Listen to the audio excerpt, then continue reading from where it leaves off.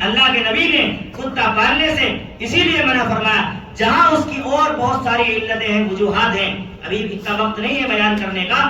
اس میں ایک بڑی وجہ یہ بھی ہے کہ کتا پالنے کی وجہ سے مسلمانوں کے اندر وہ صفت نہ آ جائے کہ وہ بھی اپنی قوم کے غدار بن جائے۔ آج یہ چیز ہے، ہم اپنی قوم کے غدار ہیں۔ خدا کی قسم کوئی غیر مسلم ہاتھ اٹھائے پٹ کے آ جائیں گے اور ناک نیچی کر کے آ جائیں گے، کوئی مسلمان کچھ کہہ دے اس پر چڑھنے کو تیار ہو جاتے ہیں۔ آئے دن یہاں لڑائی ہوتی رہتی ہے بات۔ آپ یہاں مائنورٹی در مائنورٹی میں رہتے ہیں، آپ یہاں مائنورٹی در مائنورٹی میں رہتے ہیں، آپ یہاں پہلے ہی اقلیت میں ہیں، اور جس علاقے میں رہتے ہیں وہاں چاروں طرف آپ کو پتا ہے کیا ہے، پھر بھی لڑائی کرتے ہو یہاں ذرا ذرا سی باتوں پر، اور لوگ تماشا بین ہو کر دیکھتے ہیں، فوراً چھڑوا دینا چاہیے۔ ہم قوم کے غدار بن گئے ہیں، ہماری صفت میں یہ شامل ہو گئی۔ دوسری بات فرمایا کہ کتے میں یہ چیز ہوتی ہے کہ وہ اپنی قوم کا وفادار نہیں ہوتا اور دوسروں کا وفادار ہوتا ہے، لیکن اللہ نے اپنی قوم کی وفادار اور خیر خواہ کا تذکرہ چونٹی کا قرآن میں ذکر کیا۔ چونٹی کتنی چھوٹی سی مخلوق ہوتی ہے، بعض دفعہ دکھائی بھی نہیں دیتی، لیکن حضرت سلیمان علیہ السلام، اے بھائی ان کو بٹھاؤ نا، کیا تماشا کر رہے ہیں؟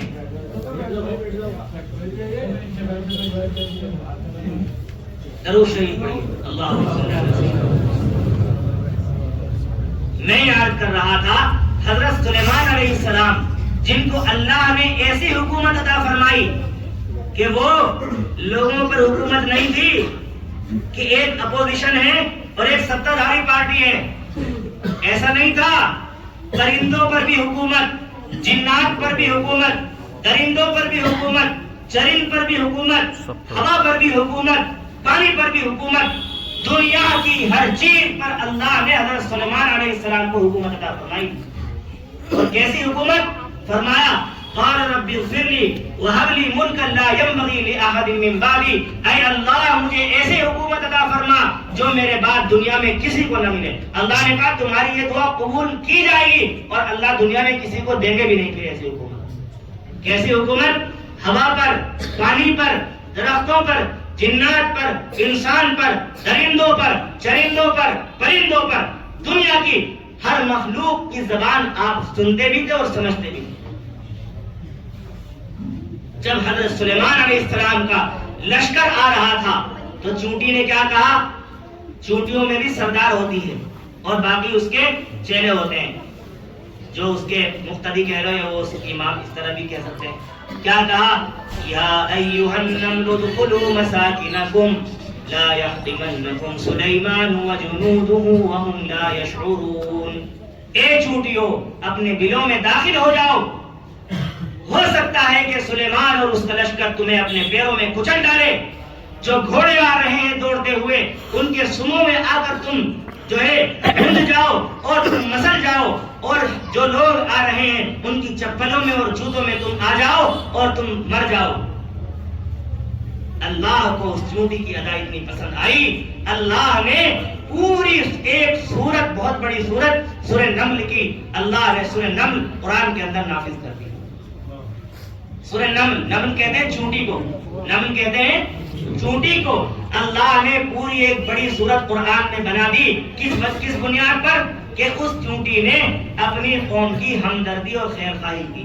اس بنیاد پر اللہ نے کوئی مفتی، کوئی عالم، کوئی علامہ، کوئی حافظ، کوئی قاری جب تک حافظ نہیں بن سکتا اور کسی ناظرہ پڑھنے والے کا قرآن جب تک پورا نہیں ہو سکتا، جب تک وہ چونٹی کے ان دو جملوں کو بھی نہ کہہ دے۔ کون سے جملوں کو؟ یا ایھا النمل ادخلوا مساکنکم لا یحطمنکم سلیمان وجنودہ وہم لا یشعرون۔ اے چونٹیوں تم اپنے بلوں میں داخل ہو جاؤ، کہیں سلیمان اور اس کا لشکر تمہیں لا شعوری میں انجانے میں کچل نہ دے۔ تو بتاؤ جب کوئی حافظ ان دو جملوں کے بغیر قرآن کو پورا پڑھ لے اور ان دو آیتوں کو نہ پڑھے تو اس کا قرآن مکمل نہیں ہو سکتا۔ کس بنیاد پر اللہ نے اس کے اندر، حالانکہ اور بہت سارے واقعات ہیں بھائی، جو ملکہ بلقیس تھی اس کو پیغام بھیجا، ہدیہ بھیجا حضرت سلیمان نے، اس کا تخت ایک پلک جھپکنے سے پہلے اٹھا کر منگوا لیا۔ اور کہا کہ بتاؤ کیا یہ وہی تخت ہے جس پر تم بیٹھتی ہو؟ تو کہا ایسا ہی لگ رہا ہے، وہ بھی کنفیوز ہو گئی۔ اور اس کے اندر بہت سارے واقعات ہیں، لیکن اللہ نے ان تمام ہر سورت کی ایک وجہ ہوتی ہے۔ قرآن میں کتنی صورتیں ہیں بھائی؟ 114 صورتیں ہیں۔ کتنی ہے بھائی؟ 114 صورتوں میں ہر صورت کی ایک وجہ تسمیہ ہے کہ اس صورت کا نام یہ کیوں رکھا گیا ہے، اس کو کہتے ہیں وجہ تسمیہ۔ ہر صورت کی ایک وجہ ہے اس کا نام رکھنے کی۔ جیسے سورہ بقرہ ہے، جو سب سے بڑی صورت ہے قرآن کی، کون سی ہے؟ سورہ بقرہ۔ اس کے اندر 286 آیتیں ہیں، 2.5 سپاروں پر ایک صورت بنتی ہے جا کر، سب سے بڑی صورت ہے۔ اس کے اندر بہت سارے مضامین ہیں، جنت کا تذکرہ ہے، آخرت کا تذکرہ ہے، منافقین کا ہے، مومنین کا ہے، اور بہت سارے ذکر ہیں۔ کعبے کو بدلنے کا ہے، پہلے قبلہ بیت المقدس تھا، پھر کعبہ ہو گیا، اور اس کے بعد بہت سارے واقعات ہیں۔ حج کتنی بڑی عبادت ہے کہ جس کے اندر پیسہ بھی لگتا ہے اور جان بھی لگتی ہے۔ نماز کے اندر صرف جان لگتی ہے اور زکات کے اندر صرف مال لگتا ہے، لیکن حج کے اندر جان بھی لگتی ہے اور مال بھی لگتا ہے، لیکن اللہ نے اس پہ بھی نام نہیں رکھا۔ ایک گائے، کون سی گائے؟ جو بنی اسرائیل کو حکم دیا گیا تھا اس کو ذبح کرنا ہے، بنی اسرائیل نے اس کو ذبح نہیں کیا تھا، اور اس میں بار بار اللہ سے سوال پوچھا۔ اللہ نے پھر اتنا مشکل کام بتا دیا کہ وہ گائے ملنی بھاری ہو گئی، بڑی مشکل سے ملی۔